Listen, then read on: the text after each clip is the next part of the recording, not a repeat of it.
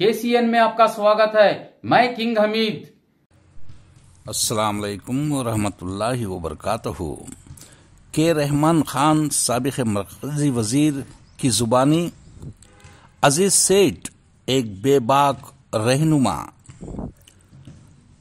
अलहाज जनाब अजीज सेठ 20वीं सदी के दौरान कर्नाटक के वो माया नाब सियासतदान हैं जो मैसूर के मरहूम दीवान सर मिर्जा इस्माइल के बाद पूरी रियासत कर्नाटक का एक घरेलू नाम बनने में कामयाब हो सके। इन वो कायदीन के बाद कर्नाटक के किसी मुस्लिम कायद को तारीख में वो मुकाम व मर्तबा ना मिल सका। अजीज सेठ जिनका ताल्लुक़ कच्ची मेमन ख़ानदान से था और इसके आबाओ अजदाद मारूफ ताजिर थे, जबकि अजीज सेठ अवाम में मकबूल हीरो बन गए। इनकी ज़िंदगी की इब्तदाई अयाम ही गरीब और मजदूर तबके और सहूलतों से महरूम बीड़ी मजदूरों की फलाह बहबूद के लिए रही।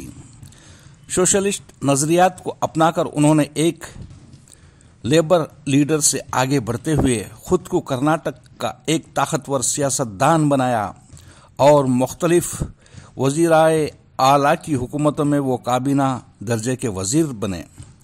इख्तिदार के लिए उन्होंने कभी अपने उसूलों के साथ सौदा नहीं किया और उन्होंने वज़ीरात से इस्तीफ़ा दे दिया। जब उनके उसूलों या कौम के मुफादात से टकराव की नौबत आई, अपने पैरोकारों और अवाम से बोलचाल और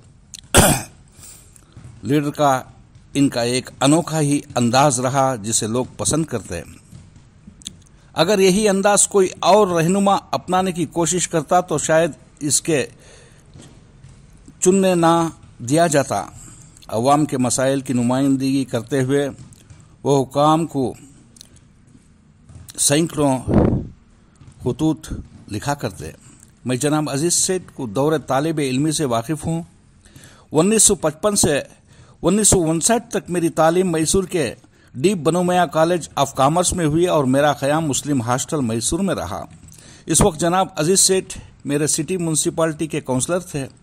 वो अवाम में इसलिए मकबूल रहे कि इस दौर से ही वो बल्दी मसाइल का सुलझाने के लिए जद्दोजहद में लगे रहे और इंतखाबात करते।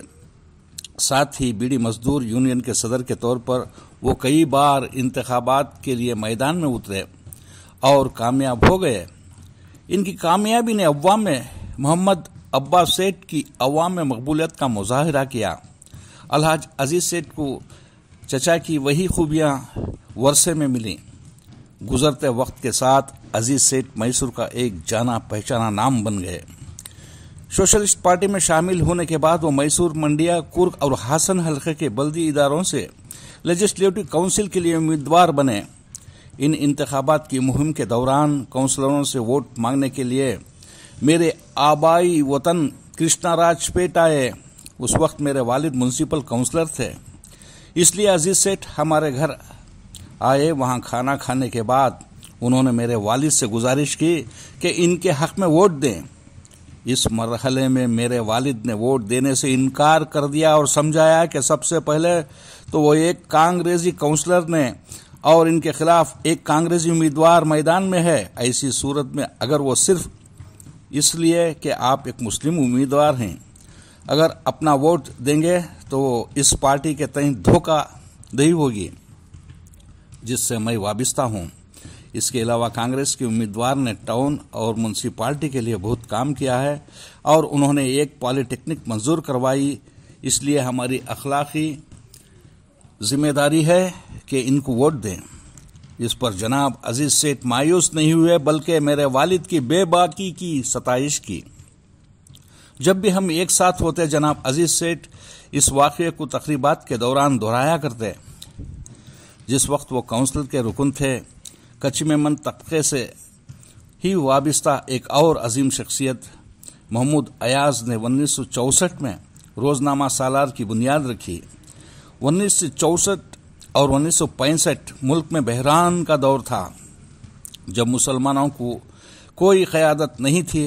इस मरहले में 1964 के दौरान इन उलमाए इकराम اور مسلم قائدین نے مسلمانوں کی قیادت کے لیے مجلس مشاورت کا قیام کیا اور مشاورت کے قائدین نے پوری ریاست کا دورہ کیا۔ جناب عزیز سیٹھ اس پورے دورے کے منتظم رہے۔ یہی وہ دور تھا جب عزیز سیٹھ پوری ریاست کے عوام کے سامنے کھل کر آئے اور انہوں نے اپنی ترجیحات کو مسلم امور کی جانب سے موصول کیا۔ 1968 تک وہ مجلس مشاورت کے ساتھ مکمل طور پر سرگرم رہے۔ پہلی بار ریاست میسور کو انہوں نے حضرت ٹیپو سلطان شہید کے پڑ پوترے کو مدعو کیا۔ انہوں نے ان کے ساتھ پوری ریاست کا دورہ کیا اور ان کی رہنمائی میں ریاست میسور کے مسلمان کو متحد ہونے میں مدد ملی۔ کانگریس میں شامل ہونے کے بعد وہ دیوراج ارس کے قریبی ساتھی بنے۔ 1972 کے دوران جب ریاست میں کانگریس نے حکومت بنائی تو وہ دیوراج ارس کی کابینہ میں وزیر بنے۔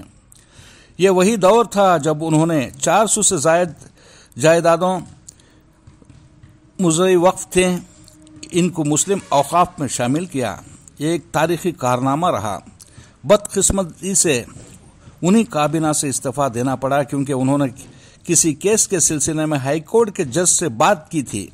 بحیثیت وزیر اوقاف و اوقاف املاک کی ترقی پر خصوصی توجہ دیا کرتے اور وہ پہلے وزیر اوقاف رہے جنہوں نے اوقافی اداروں میں سدھار کے لیے پہل کی تھی۔ اوقافی املاک کی ترقیات کے لیے میں نے 1972 سے جڑا رہا۔ میں نے انہیں مشورہ دیا تھا کہ کرناٹک وقف ڈیولپمنٹ کارپوریشن قائم کی جائے، جس سے انہوں نے منظور کر لیا، لیکن اس کو عملی جامہ نہیں پہنایا جا سکا کیونکہ انہوں نے وزیراعظم سے استعفیٰ دے دیا۔ 1976 میں جب میں نے وقف بورڈ کا رکن بنا، میں نے کارپوریشن کے قیام کے منصوبے کو آگے بڑھایا اور وقف بورڈ کو اس بات کے لیے منوانے میں کامیاب رہا کہ ایک کارپوریشن قائم کی جائے۔ اس وقت تک 1979 کی دیوراج ارس کی کابینہ میں ایک بار پھر وزیر بن گئے۔ کارپوریشن کا قیام ہو چکا تھا اور اس کی کارروائیاں شروع ہونے والی تھی۔ وہ کارپوریشن کے چیئرمین بن گئے اور میں ایگزیکٹو ڈائریکٹر۔ ہم نے کارپوریشن کے لیے سرمایہ اکجا کرنا شروع کیا اور پوری ریاست کے دورے پر رہے۔ بدقسمتی سے سیاسی تبدیلیوں کے سبب ہم دونوں کو کارپوریشن سے مستعفی ہونا پڑا۔ بیڑی مزدوروں کی فلاح بہبود کے لیے ان کی خدمات تاریخی رہی ہیں۔ ہاؤسنگ اسکیمیں، ہیلتھ انشورنس، اسپتال، کالونیوں، بیڑی مزدوروں کی معیار زندگی میں سدھار، ان کے بچوں کی تعلیم کے ذریعے لاکھوں بیڑی مزدوروں نے فائدہ اٹھایا۔ متعدد اداروں کو اوقافی املاک لیز پر دینے کے لیے ان کی خدمات ناقابل فراموش ہے، خصوصاً الامین ایجوکیشن سوسائٹی بنگلور اور رفاع المسلمین ایجوکیشن ٹرسٹ میسور وغیرہ۔ الحاج عزیز سیٹھ نے جناب سی کے جعفر شریف کے ساتھ MLC کے لیے میرے نام کی سفارش کی، حالانکہ میں نے اس کے لیے نہ ان سے رجوع کیا اور نہ ہی کبھی ان سے گزارش کی تھی کہ MLC کی نشست کے لیے میرے نام کی سفارش کی جائے۔ یہ ان کی فراخ دلی کا ثبوت رہا۔ قوم و ملت کے متعلق کوئی بھی اہم فیصلہ لینے سے پہلے وہ ہمیشہ مجھ سے مشورہ کیا کرتے تھے۔ ان کو مجھ پر کافی اعتماد تھا اور میں انہیں اپنا ایک بزرگ اور خیر خواہ مانتا۔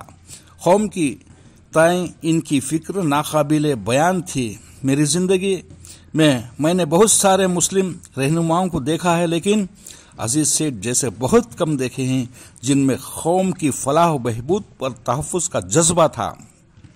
میں نے اپنے سیاسی سفر کے دوران ایسا کوئی رہنما نہیں دیکھا جو عزیز سیٹھ جیسا بے باک، سنجیدہ مزاج، سیکولر، دیانت دار اور صاف گو ہو۔ یقیناً یہ کہا جائے تو بے جانا ہوگا کہ عزیز سیٹھ شہر میسور تھے۔